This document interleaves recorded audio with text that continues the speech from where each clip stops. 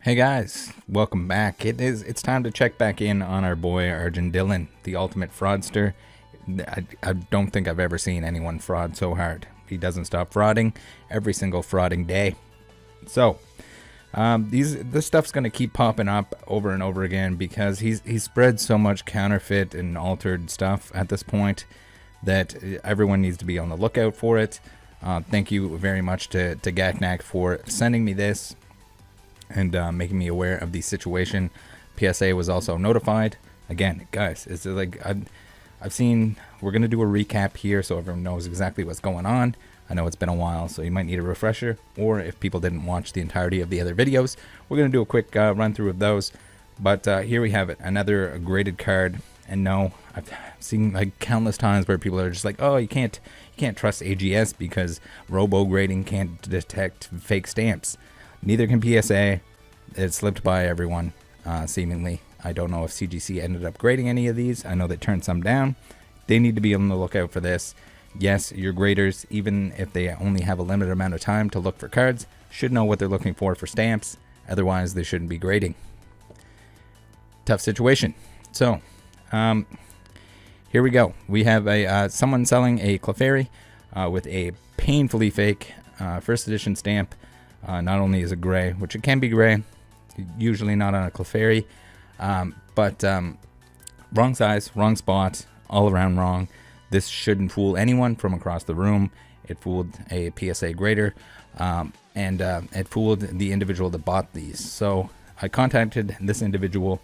The listing was removed, I would assume, by the request to PSA, because they want to receive this back, probably pay out this person who graded it. This was apparently, according to their words, the person that graded this card, but they had purchased the cards raw from, you guessed it, Arjun Dhillon, the scam baby supreme.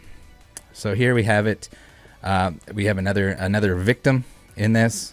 He graded the Clefairy. Apparently he was going to keep the Clefairy, but then he decided to sell it. He also sold a couple copies of these altered raw cards to I don't know if it was an acquaintance or something. He sold a couple of the cards raw to an individual. So now those are gone. He said that he was going to try to contact that individual to let him know what was going on. I sent him links to the videos, the Arjun Dhillon videos. Explained, hey, your card's fake. It's tough to do. People typically don't want to hear that, but hopefully in this case with the graded copy that gets resolved and they're able to get paid out. So for the customers that did have the graded cards, whether it was Arjun that graded them, whether it was them that graded them in general, hopefully they get paid out. Do not crack it out of the case. If you have one of these suckers, it's going to be easier to get your money back or to get a payout from these grading companies. If you have it in the case still, don't crack it and find out that this is a fake stamp. Make sure if you're buying this stuff, do not rely blindly on the grading company itself. You need to know what you're looking at. If you're spending 1,600 USD on a Clefairy, you need to know if it's fake or not. You should be able to tell if this is fake or not. Otherwise, put your money back in your wallet, learn a little bit, then proceed. So, yeah, the individual here, let them know. PSA was in contact with them, probably, and got the cert deactivated and had them send the card in. So here we go. We got the cert number provided, was intentionally deactivated. I think this is a good time for PSA to leave the image up. They should make it a learning lesson for not only themselves, for everyone involved, to be on the lookout for stuff that looks like this, whether it's a separate article or that it links to. Just that it's deactivated isn't really gonna provide any additional information. I mean, like, maybe it looks better on their part, but at the same time, I think it's more valuable for them to share the information, well, I guess that I'm sharing right now. The fact that they should recognize this as a fake stamp, why it's a fake stamp, what the real one should look like. Maybe not, though. So, recap. Arjun Dhillon recap time. We are going to take a look at this is the first video here. Arjun Dhillon is currently scamming Pokemon collectors with fake stamps, wrap, and cards. So it started out with the fake wrap, the fake resealed booster boxes, and a fake card. But and then it seems like he decided it was much easier to just go straight into fake stamping, mostly shadowless cards. So again, guys, This was less of an issue before. Now it's more of an issue. That's quite the pose that I'm in there. Pretty intense. But we have the fake wrap. So if you guys haven't seen this, I have multiple videos on this. I'll put links to all these videos down below in case you want to watch them in their entirety, where I go into more detail about what he's doing, all the individual listings, what you need to be looking for. This is the fake Etsy wrap. Should be spotted a mile away by anyone that is in the market for buying this stuff. If you don't recognize it, if you don't know it, this is an issue. This is an ongoing issue. The absolute shitty people that are selling, buying, and wrapping things with the fake wrap, they all suck. And so we got to be on the lookout for it. Where there's money, there's reason for people to commit fraud, and this is one of those areas. So even though it's only Pokemon cards, we're dealing with huge amounts of money here. So with the Arjun Dhillon stuff, we're talking, it's got to be at least 100,000. And I wouldn't even be surprised if it gets up into the like $200,000 range. It's hard to say exactly how much of it he sold, who he sold it to, but it's all around not good. We have some DMs between him and other people. This guy's an absolute idiot. Used his actual name to commit fraud. I guess he thought that it was fine. Meanwhile, he's supposed to be on good behavior to get himself out of a predicament that we're going to take a look back at. Federal crimes to the max. We're just going to consecutive, not even dismissed yet on his first federal crime, already doing it again. So where the dollar value gets up into that region where he is on his first count of fraud, and his second one here, we got a serial offender here. So he was posting this stuff on E4.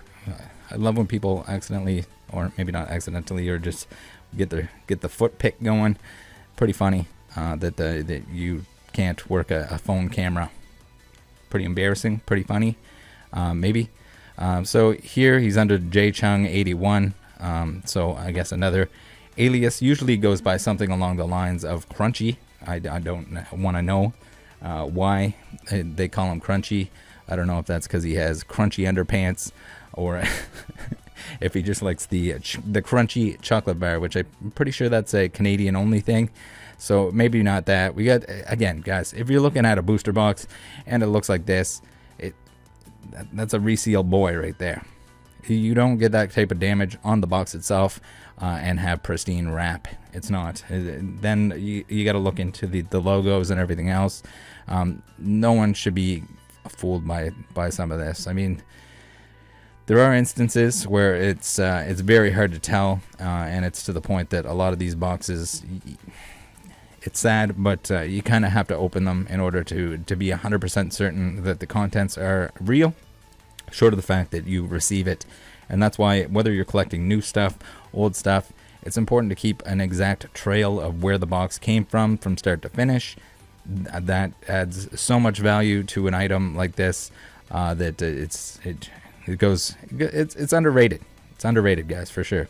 So he was selling on this like burner eBay account, which I'm assuming that he just purchased from somebody, an Asian lady, it seems, that was selling clothing, and all of a sudden started posting. So I think the excuse was something along the lines of he was using his friend's or sister's account to post this stuff.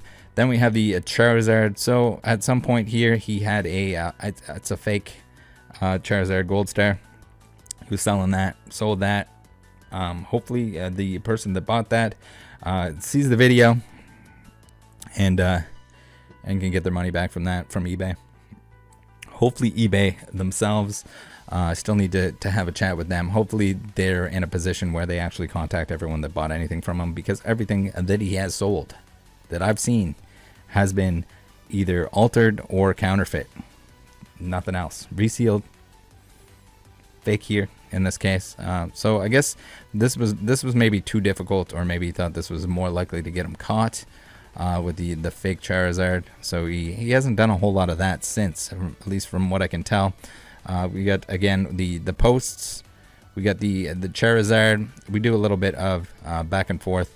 We won't get into that today, but you got to know where and how the stamp is going to look on this stuff. Like, there's some really bad examples that should have never been graded. Here we see some like AGS examples. I go through them. So all of those listings, which eBay has access to, should be provided to law enforcement.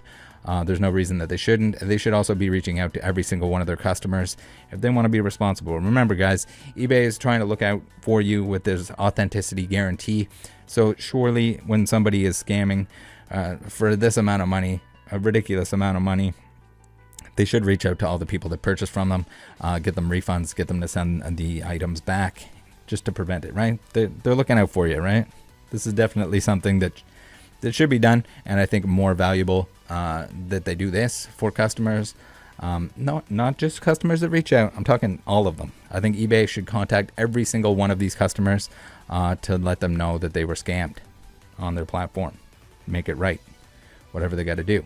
And if that means that eBay themselves has to take legal action against Arjun, I think that is probably the best course of action. So we have some of these here. You can see they get scratched off. We have like a thermal printer. No, it's not the type of thermal printer that you have to print on thermal paper.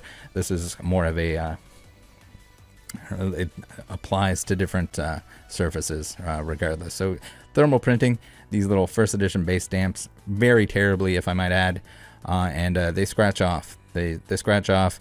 You see here, CGC avoided this bad boy. We had some DMs, we had some pictures, just all around. You got to be a little bit careful. Make sure when you're checking your first edition stamps that you're checking the first edition stamps of the same set. Otherwise, here we had some more counterfeits with Arjun Dhillon. Very, very smart of him to use his own name, selling these counterfeits. And if you're gonna believe the fact that you got an Illustrator, a Proto Toys, and a University Magikarp just flopping around here,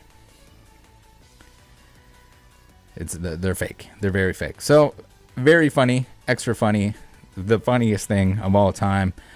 We have Arjun. This is our boy Arjun here, and he's part of an ethics group, and it's funny because it's not very ethical to commit fraud. Ironic. The guy that I think he was a lead for the ethics lab is ripping people off. Very cute. Very cute. So I think that's about it here. We have just an immense amount of information throughout here. So again, guys, we got the email set up, and again, thank you to everyone that sends me information. If you got ripped off, if you're one of these people, I want you to send me an email at this address right here, arjunisadick@gmail.com. Yes, it's funny, but yes, it's effective, and all that information is extremely helpful in putting the entire case together. So thank you for everyone doing that. And most importantly is the fact that the big players in this, whether it's got to be all three. All three of them should, if they want to show that they're for the community. eBay here, PSA, and AGS should all be providing as much information as possible when asked by law enforcement. The big boys at law enforcement. So here we got DMs. He's almost everything that he sold was shadowless cards with first edition stamps, and this is him explaining to someone why he prefers shadowless over first edition, when really he's trading first edition ones even at some points for shadowless so that he can add stamps to the shadowless. It's like a never-ending cycle of fraud. It's ridiculous, and I would imagine some of these cards were ruined in the process. It sounds like you can kind of like scrape the first edition, the fake first edition stamps off of them, but at the same time, hopefully that doesn't end up damaging the cards themselves. So here we got stuff even as much as like $3,800 in one transaction, which is pretty wild. Not good. And a lot of this stuff where it was graded, also not a good time. What else we got here? Oh, we got the ghost stamps. The ghost stamps And the Pikachus here, the red cheeks. Again, a lot of shadowless stuff that was tried to be passed off. We got the ethics lab. And this one here kind of go into why he's involved with Kanye West. So long story short, he worked on a project alongside with Kanye West at one point in time. And interesting enough, he decided that this was a good opportunity for him to commit some fraud. So he had convinced somebody that he was working on a project with Kanye, and that they should wire him $250,000 US. So that he got caught with that. He got a little bit of legal trouble for that, and we got here. We'll read through this article real quick. We got Kanye West subpoenaed in trial involving ex-employee may have to testify a report. So when I found this, it blew my mind. I was like, no, there's no way. This is the most ridiculous crap ever. And then also the fact that he was already in the world of fraud with Kanye West. It was almost too hard to believe. But no, it is definitely the case. And also for everyone that was concerned that I was calling him Ye instead of Ye, apparently now he goes by Ye. So even when I'm wrong, I end up being right eventually in the long run. Right? All right. Kanye West has been issued a subpoena in a case involving former employee Arjun Dhillon, who was charged with wire fraud. So nice type of fraud. We got wire fraud. Kanye West may soon be taking the witness stand at trial thanks to his indirect involvement in a federal wire fraud case in Chicago. The Easy rapper and his legal team have been subpoenaed to testify at the upcoming trial of Arjun Dhillon, a former employee of West accused of trying to scam $250,000 from a wealthy philanthropist, according to the Chicago Tribune. Dhillon's attorneys have reportedly issued subpoenas to Prior Cashman LLP, the law firm representing West, 44, in the case, and to the musician himself to appear at trial. At a status hearing on Wednesday, Dhillon's attorney, Sheldon Zenner, who declined to comment, said that West had not been personally given notice of the subpoena, but that Prior Cashman and the other firms representing him have so far refused to accept service, the Tribune reported. Dhillon was charged in January 2020 with wire fraud for falsely representing his association with Kanye West to secure a $250,000 payment from a philanthropist's online charity campaign, according to court documents obtained by People. His indictment talks extensively of someone referred to as a musician A, but does not identify said musician. A motion filed this week and obtained by People, however, indicates that West is, in fact, musician A.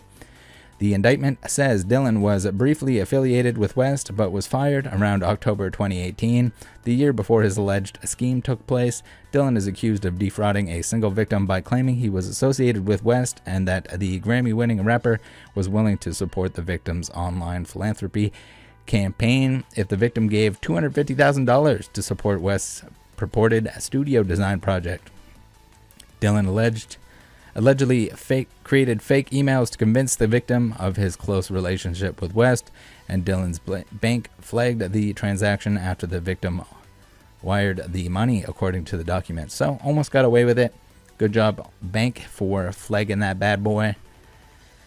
After Dhillon falsely represented his association with West to the bank in an effort to keep the money, the victim was eventually able to put a stop to the wire after alerting his own bank.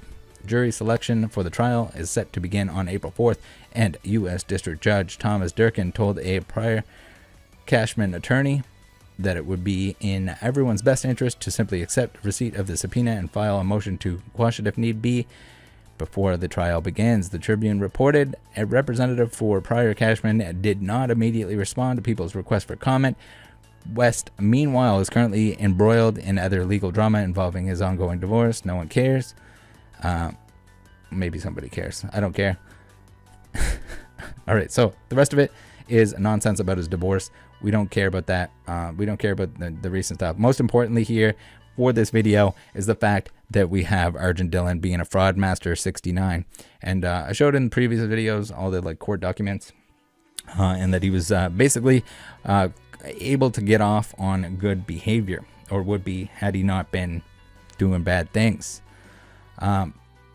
Also, on a side note, we have CGC, who put out an article called Counterfeit Card Alert, Ghost Stamp Behavior Pikachu.